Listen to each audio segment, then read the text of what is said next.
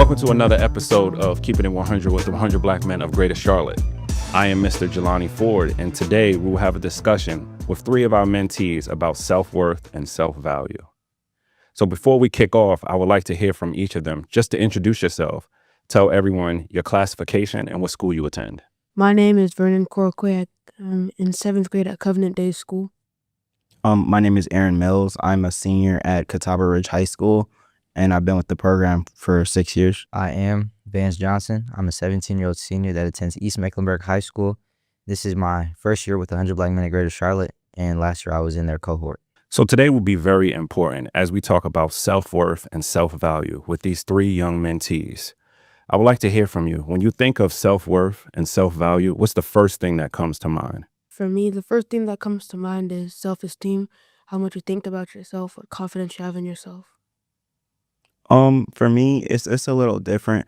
I think like I like a line, and to distinguish them, self-worth is more of what you how you view yourself. So self-worth is how you view yourself and the self-esteem, but then self-value I think is completely different. I think self-value is what you offer to the table, what you can bring to the table, and I think everybody has self-value. You just got to recognize your own. For me, it would also be self-esteem, confidence, and just how you take care of yourself, how you love yourself. So I think that those were all great answers.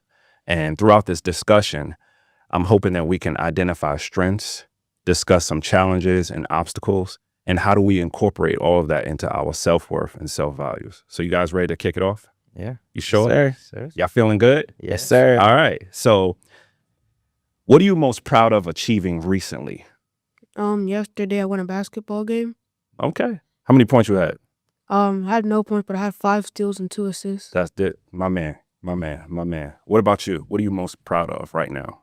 I'm just proud of being able to keep my grades, A, B's, all of them right now. So that was something I'm recently proud of. For me, for the last 3 days, I've been on the news talking to different judges, attorneys, and just people in the school system addressing issues. And like my most recent award yesterday, I was at the Ritz-Carlton downtown, and I was fortunate enough to win the Pride Magazine Youth Black Excellence Award. Okay. So I want to do one more round of questions really quickly. So those are all great things that contribute to your success. That makes you feel good with your self-worth, correct? Yeah. So those are all great responses. But I have another question for you all. I want you to tell me about a time that you faced a challenge and how did you overcome that obstacle? For me, I got bullied all the way through elementary school. So you just let it be. Don't think about it that much, because if you let it get to your head, then you feel it more. So Something that I have had to overcome is the loss of my dog and my pets. And recently I lost my cats, and my freshman year I lost my dog. And it is something emotional that happens because it's an attachment. It's an emotional attachment, but you are able to move on and realize it's not the end of the world. There are other ways to own pets, and just to get over it. It's you just got to realize that it's in the past and there's nothing you can do about it. I would say for me, one of the biggest challenges I face, and that's still today, imposter syndrome. I feel as if some of the awards I win and some of the things I accomplish, that the job isn't finished and that I can do way more, or that I'm not deserving of the award, So it's just something I have to work on. I'm glad we're talking about self-worth and self-esteem today. Yeah, I think that this is a huge topic that needs to be discussed more often. From you saying that you were bullied, I think that that's major. I'm not sure if we even have enough time to cover that today, but I'm hoping that some of these questions can bring out some discussion that can help others as well. So what are some ways that you can help raise more awareness with your own self-worth? tell people to be confident in themselves, know that they're good, who they are, their personality is good, that they don't have to change for anything. For me, something that I practice is just self-reflection. My mom always told me that before you can love like anyone else and like expand other relationships, you have to love yourself first. You have to find yourself. Something that I would say that has actually helped me is like creeds and affirmations. Repeating something over and over again. The more you repeat it, the more you'll believe it, and I think that will help as well. Excellent answers. I feel like you guys are very well prepared for this discussion today. I want to change the rotation and start with you for this next question. All right. What are some values that make up who you are? I would say some values that are like really important to me. One, my circle. I would say my family is like number one on the list. Outside of my relationship with the Lord, outside of that is school and my education. I'm about to be in college, and this is a crucial moment in my life. I need to take it serious. And finally, I would say what we're discussing today, self-worth. I have to find myself, be confident in myself. That's going to help me prepare for when I'm in spaces where I feel uncomfortable because I know my value. For me, some values that I hold are just being intelligent and knowing who's in the room, networking, always being one step ahead, and knowing that at the end of the day, I know who I am and nobody can change me. No matter what anybody says, nobody can change who I am. My values are, first of all, I know that I'm smart. I know that I'm capable. And another one of my values is I know that I can lead people, but I can also follow when I have to. Great answers, great answers. So I want to move into goals. So we've talked about self-worth, we've talked about values, but I think that your goals contribute to your self-worth as well as your values. Would you agree? Sir? Yes. So I would like to hear from all of you in reference to some goals that you have. My goal is to get all A's and make the basketball team next year. Okay.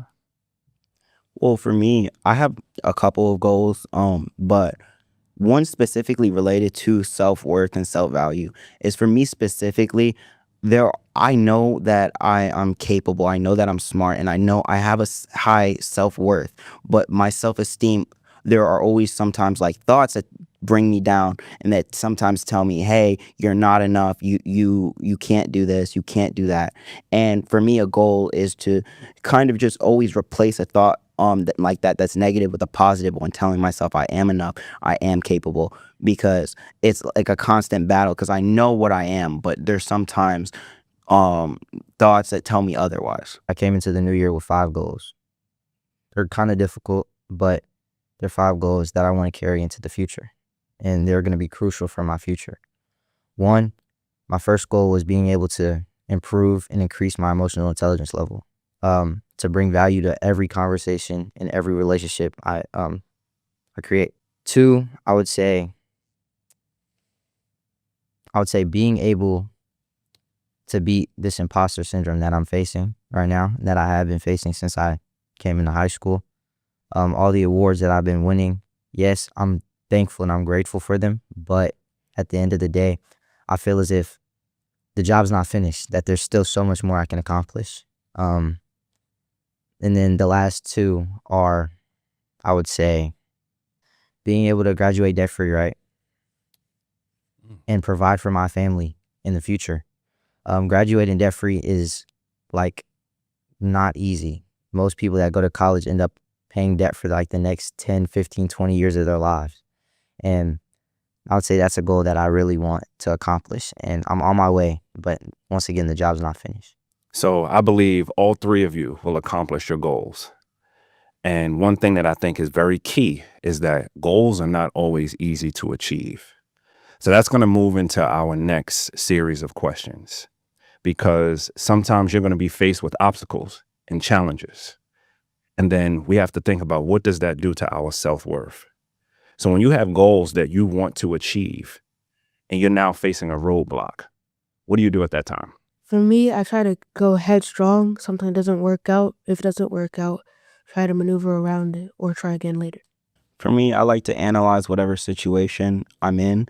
And if it's pertaining to a goal that I've set, in the moment, I know it will make me feel down and it'll make me feel not as motivated to get it done as I initially was. However, I'll come back with a new set of eyes. I analyze the problem and I try and see is there any way else to getting to my goal. And for example, I want to be a lawyer one day, but I also want to be in a cybersecurity type field with being a lawyer.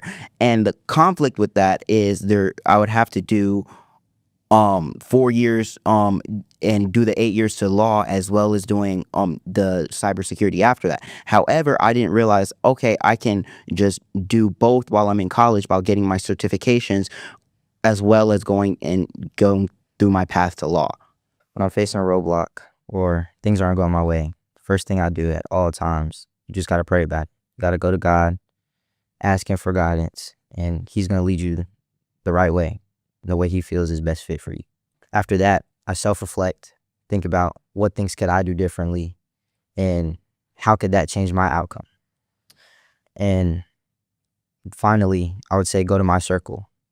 The people closest to me know me the best, and they know what will be the best for me in the future.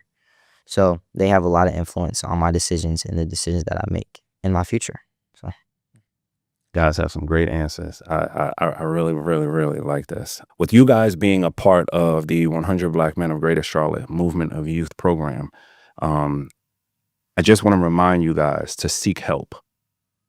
You have mentors who have been in the spaces that you're in, walked in your shoes, and never feel that a mentor is not willing to help you. So I want to add on to each of you with your self-worth and your self-value, that when you're faced with a roadblock, an obstacle, a challenge, your mentors are a phone call away. So never feel that you're doing this alone. Does that help you all? sir, Yes, sir. All right. I feel like you know some of the questions that I was going to ask, but it kind of goes back to what you said about being bullied. How do you guys feel about criticism from other people? It can be good or bad. For me, if it's something that I know I have to work on, it's good for me. Feeling that they tell me that, and if I reevaluate myself, and if I ask other people, and it's something that I have to work on, it's good.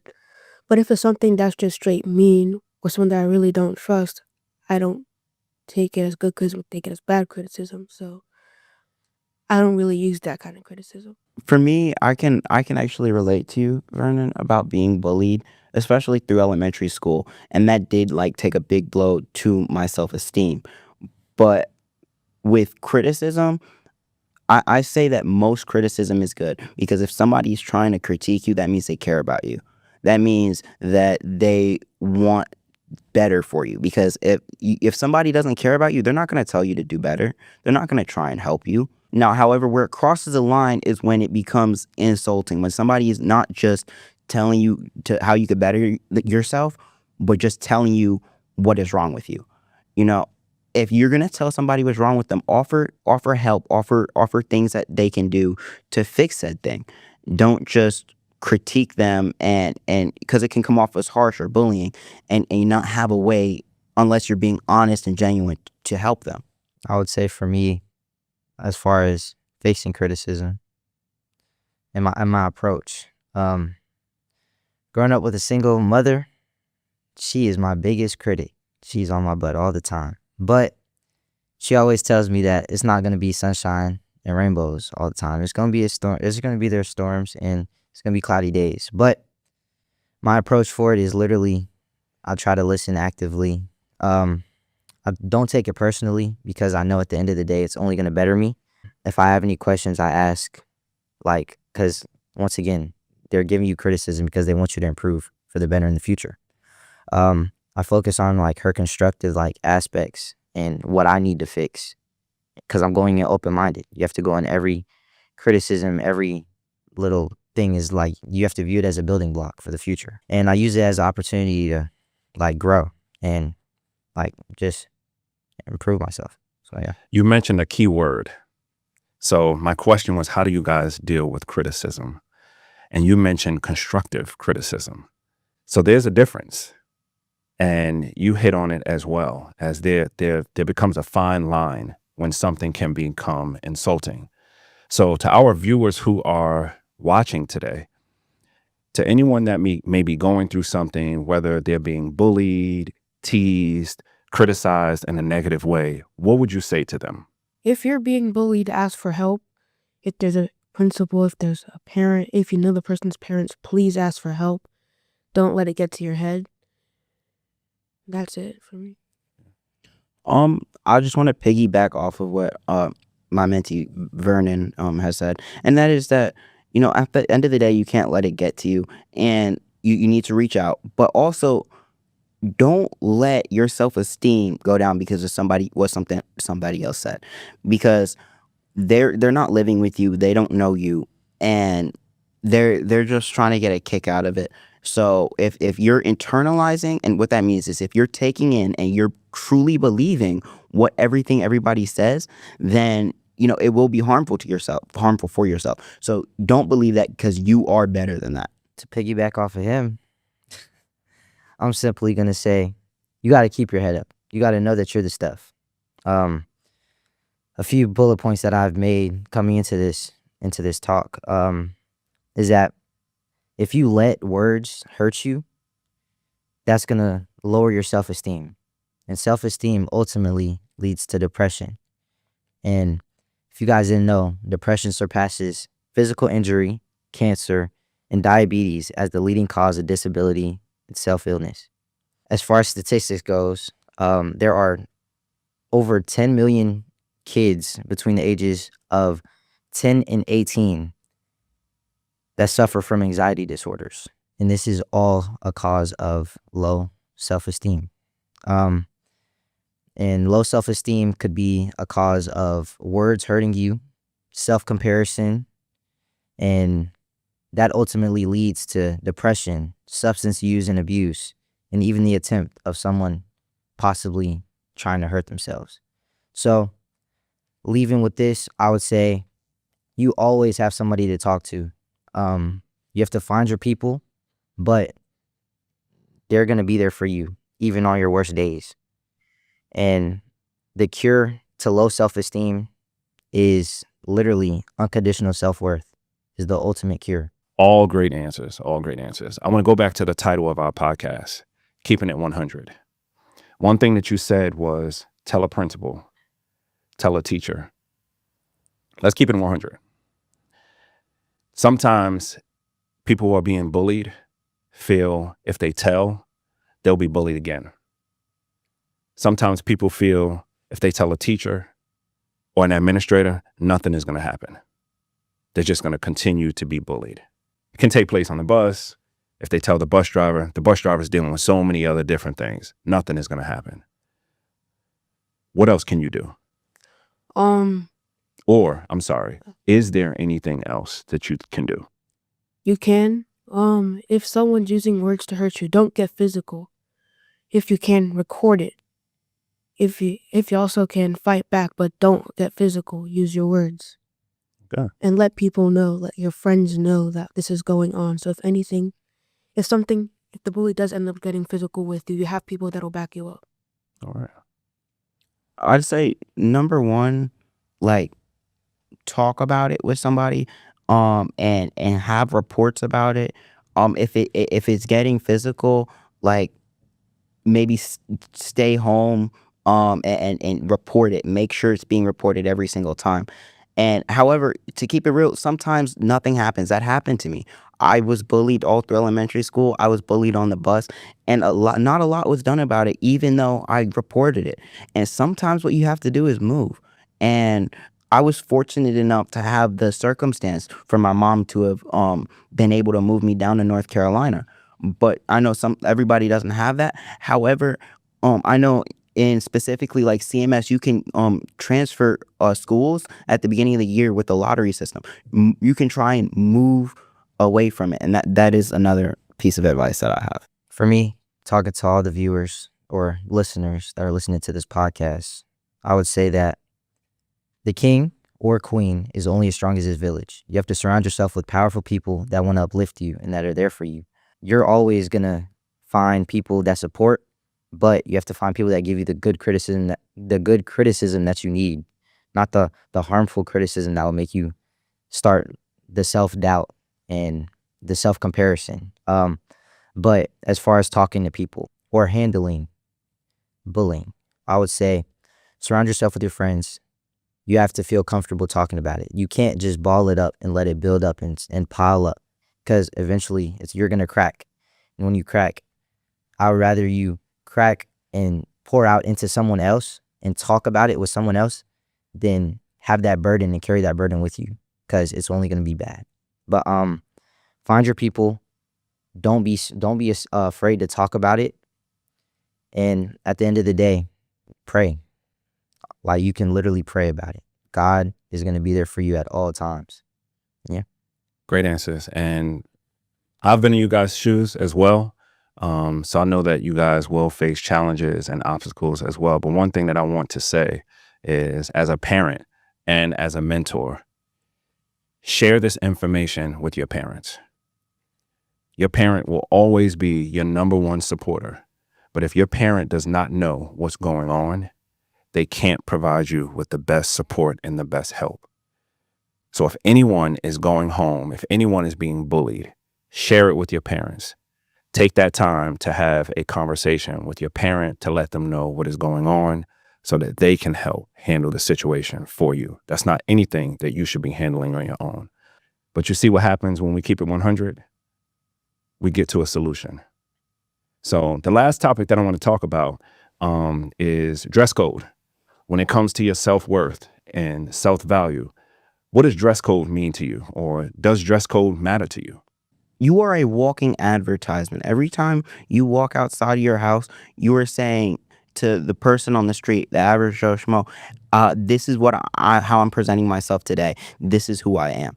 And for me, my dress code, I try to stay semi-professional to professional, because if I meet somebody on the street and you don't know who you might meet. You might meet a top business exec at a law firm or something. You don't know. And it's always, I would say, always important to know to dress well or to look the part.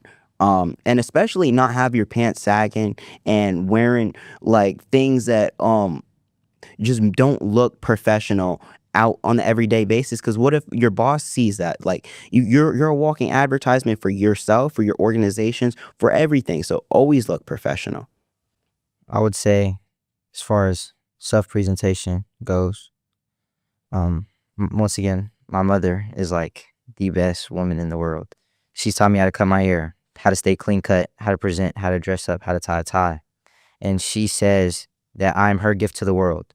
So everywhere that I go, I'm representing her, my family, my friends, my coaches, my mentors, everyone that has poured into me. So I always dress to an extent of, if I was to meet a president or stand and have to do a presentation, that people wouldn't look at me and degrade me because of what I'm wearing. I want to present well so that after I speak or after I meet someone, they want to talk to me and they would be willing to have another conversation with me. And yeah. You gotta know where you're going, who you're gonna meet, because you can't walk into like someone with the most influential people in the world wearing sweatshirt and sweatpants. You gotta have something nice that you can wear at all times to important things. So you can make a good first impression on people, so they'll keep talking to you. Gentlemen, I have truly enjoyed this time with you. This has been very insightful, and I'm sure that this has been very inspiring to our viewers. I want to leave you three and everyone with a few final words, and that is, you are good enough, you belong, and you have value in this world. Thank you for keeping it 100.